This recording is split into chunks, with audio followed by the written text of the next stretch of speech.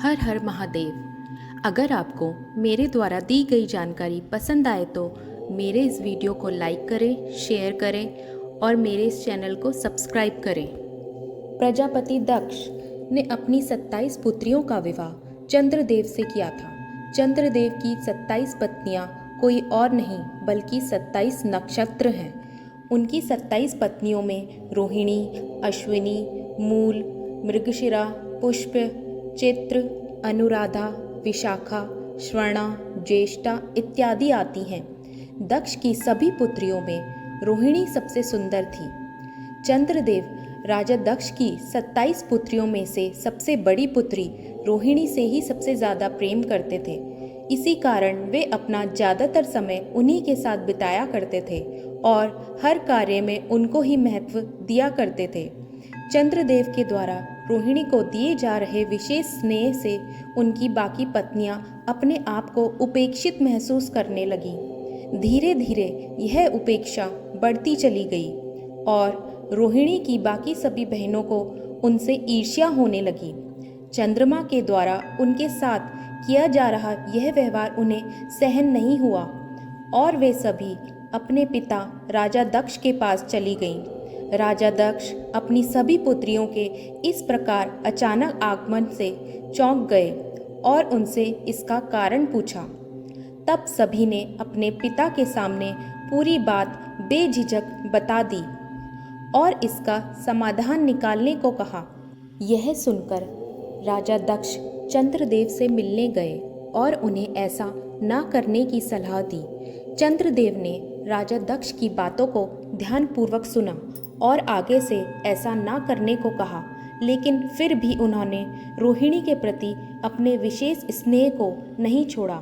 जब राजा दक्ष को चंद्रदेव के द्वारा अपनी बात की अवहेलना किए जाने के बारे में पता चला तो वे अत्यंत क्रोधित हो उठे। उसी क्रोध में उन्होंने चंद्रदेव को श्राप दिया कि तुम्हें अपने जिस रंग रूप और तेज पर इतना अभिमान है वह अब नहीं रहेगा।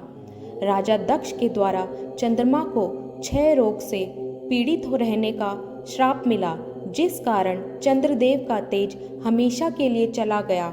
अब चंद्रदेव के पास ना तो सुंदरता बची थी और ना ही पहले जैसा तेज। जब बाकी देवी देवताओं को राजा दक्ष के द्वारा चंद्रदेव को दिए गए श्राप का ज्ञान हुआ तो उन्हें चिंता होने लगी।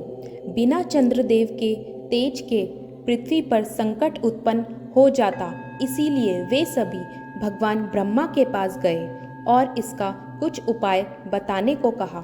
भगवान ब्रह्मा ने चंद्रदेव को बताया कि उन्हें क्षय रोग से मुक्ति केवल भगवान शिव ही दे सकते हैं, इसीलिए उन्हें शिव की तपस्या करनी चाहिए और उनकी प्रसन्नता के लिए उपाय करना चाहिए।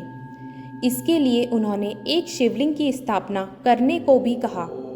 12 ज्योतिर्लिंगों में सर्वप्रथम ज्योतिर्लिंग सोमनाथ की स्थापना चंद्रदेव के द्वारा ही की गई थी। यहाँ चंद्रदेव ने भगवान शिव की तपस्या की थी। चंद्रदेव की भक्ति व पश्चाताप देखकर भोलेनाथ प्रसन्न हो गए और उन्होंने चंद्रदेव को दर्शन दिए। उन्होंने चंद्रदेव से कहा, चूँकि वे राजा दक्ष के द्वारा दिए गए श्राप को पूर्णतया विफल तो नहीं कर सकते, लेकिन वे इसके प्रभाव को अवश्य ही कम कर सकते हैं। इसलिए उन्होंने चंद्रदेव के तेज को 15 दिन घटने और 15 दिन बढ़ने का आशीर्वाद दिया और क्षय रोग के प्रभाव से मुक्ति दिलाई। इस कारण आज तक कृष्ण पक्ष में चंद्रमा का तेज लगातार 15 दिनों तक घटता जाता है और अमावस्या को यह तेज पूर्णतया समाप्त हो जाता है और फिर शुक्ल पक्ष में यह तेज 15 दिनों तक बढ़ता जाता है और पूर्णिमा के दिन अपने शिखर पर होता है। इसके साथ ही भगवान शिव ने चंद्रमा को अपनी जटाओं में धारण कर उनके मान सम्मान में वृद्धि की। उसके बाद से ही भगवान शिव हमेशा अपनी जटाओं में माँ गंगा के साथ साथ चंद्रदेव को भी धारण किए रहते हैं। सोमनाथ ज्योतिर्लिंग गुजरात के सौराष्ट्र क्षेत्र के वेरावल बंदरगाह में स्थित है। यह ज्योतिर्लिंग 12 ज्योतिर्लिंगों में सर्वप्रथम है। यहाँ 3 नदियाँ हिरन, कपिला और सरस्वती का महासंगम होता है। इस त्रिवेणी स्नान का विशेष महत्व है।